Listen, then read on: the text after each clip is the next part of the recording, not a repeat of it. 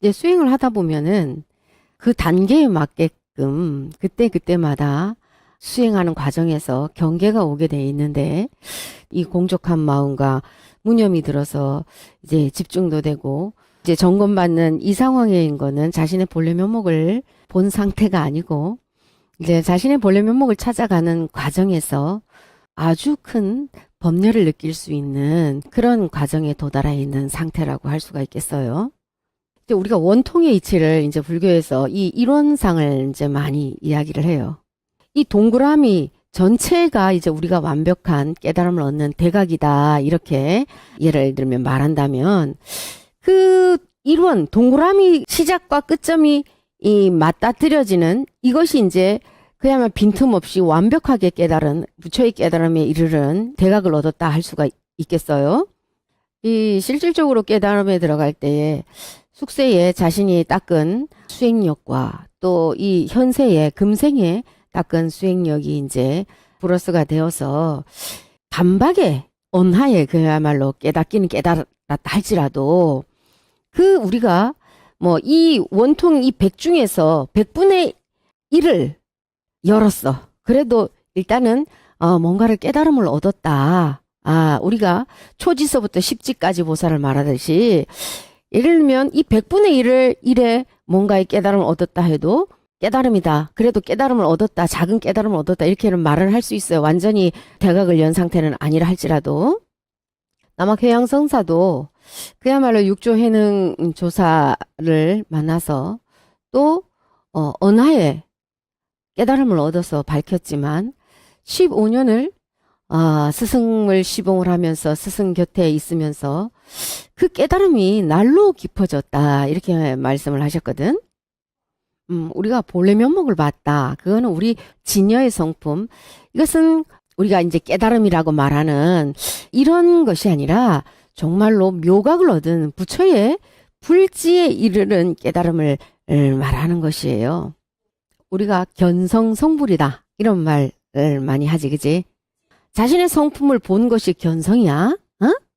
근데 자신의 성품을 보았다고 해서 바로 부처의 성불을 부처가 되었다, 부처를 이루었다 할 수는 없는 것이에요.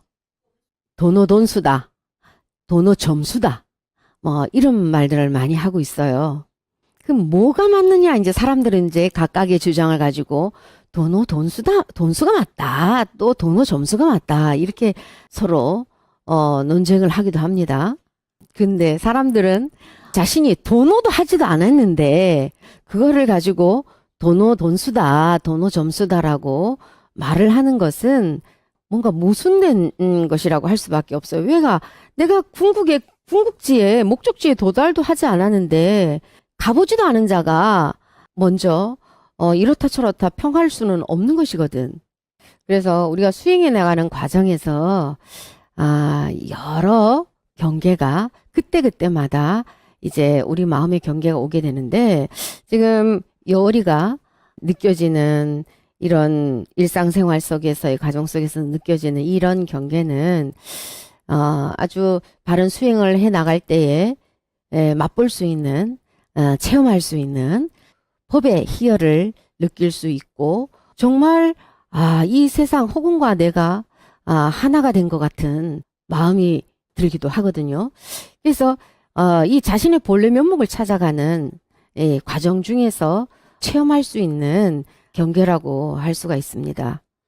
사람에 따라서 지금 느꼈던 이 법렬이 뭐 일주일 동안은 이 법렬이 계속 정말 이 상태에서 유지가 되어서 내가 진짜 나 자신의 본래 면목을 깨달았는가? 이렇게 생각이 들었었는데 마치 그런데 한 일주일 후에 가니까 지금의 이 내가 느꼈던 법렬이 꿈속의 일처럼 온데간데 없이 사라졌어. 그리고 그때 내가 느꼈던 그런 법률이 어떤 거였었지?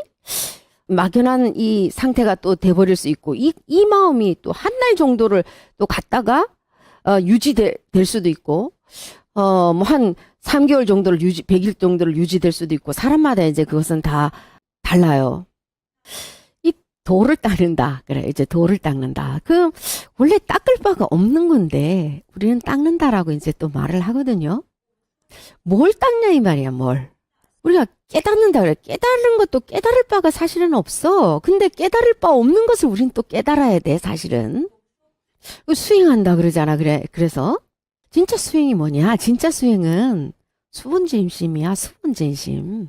본래 청정한 우리의 이 부처의 마음자리, 물들지 않는 청성한 우리 자성의 이 본 마음자리를 잘 지키는 거, 놓치지 않고, 이 참다운 이 마음자리를 잘 지켜서 보존하는 것이 수행이에요.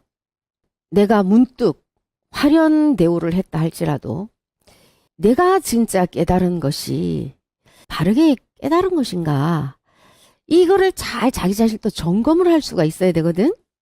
그리고 나서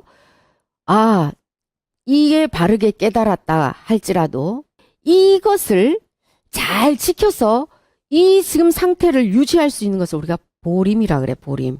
보호하고 임지한다. 나의 수행을 잘 보호해서 임지해 나간다. 그래서 보호, 보림이라 그래요.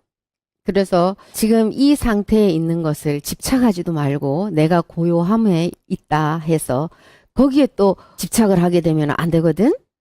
이 마음자리를 잘 유지해 나가다 보면 어느 날 문득이라는 그 깨달을 바 없는 소식을 얻을 수 있을 것이라 생각합니다.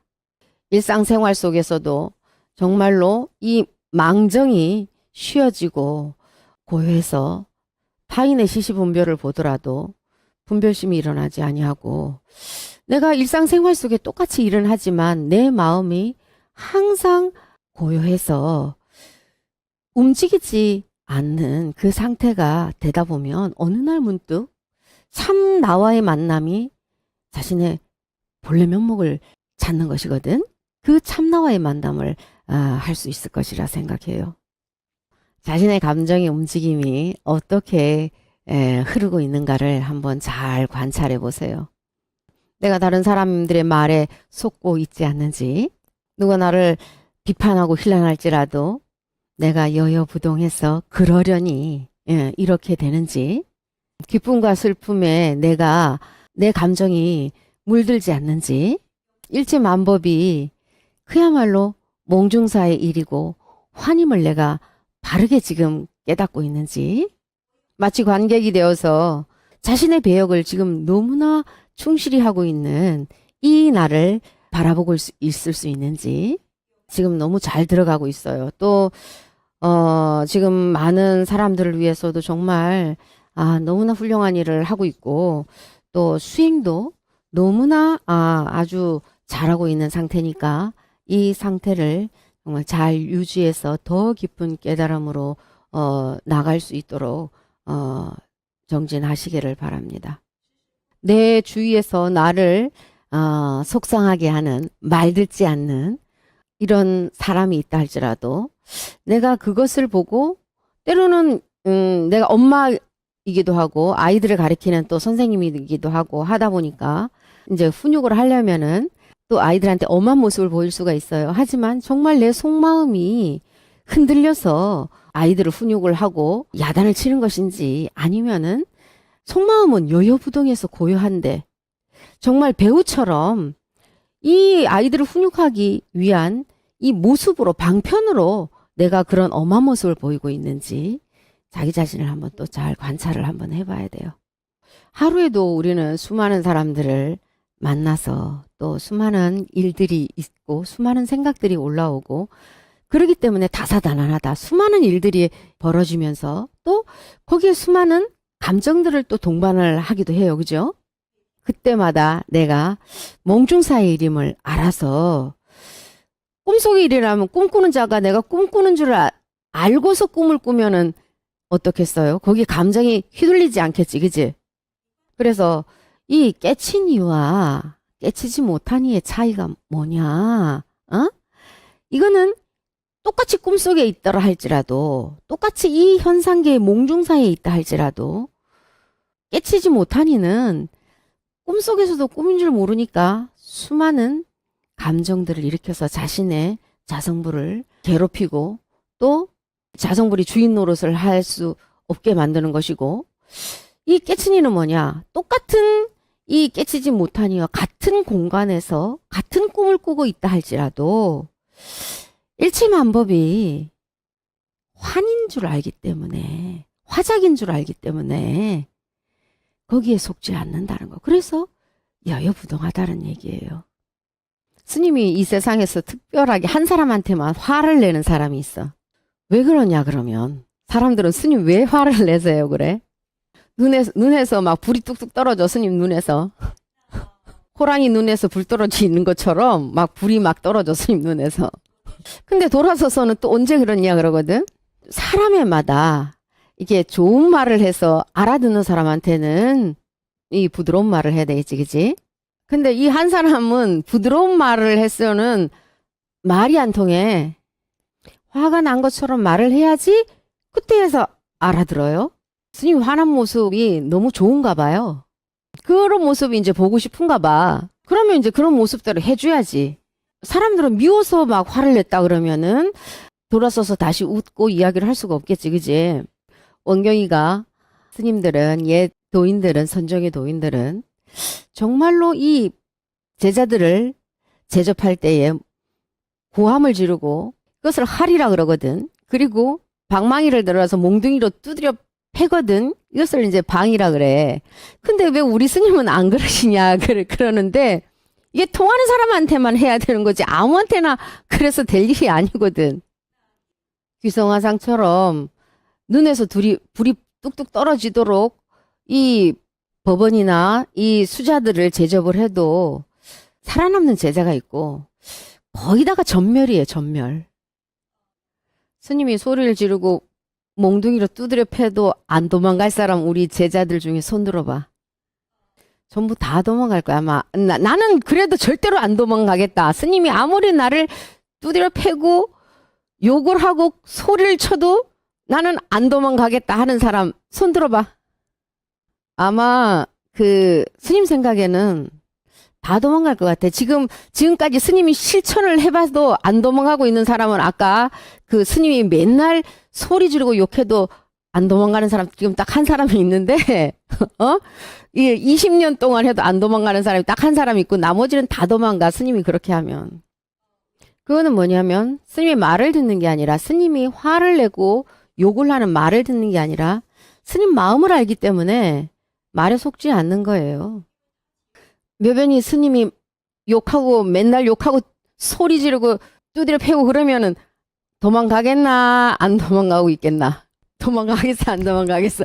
니도 당장 도망갈 수밖에 없어. 도망갑니다. 여울이한테 물어볼게. 스님이 여울이 니 스님이 니한테 맨날 소리 지르고 눈에서 불이 뚝뚝 떨어지게 하면은 니 심리 밖으로 도망가겠나? 아이고 다시는 내 진절머리 난다. 도고 뭐고 진절머리 나 다시는 스님 근처에 얼씬도 안 하겠나? 아니면 그래도 저것은 스승의 말일 뿐이지 마음은 절대로 저런 스님이 저 마음이 아닐 것이다 이래 생각하겠나? 스님이 아무리 그래도 나는 스님한테 안 쏙습니다. 그러고 안 도망갈 수 있다고 자신하는 사람은 이따가 우리 단체방에 올려.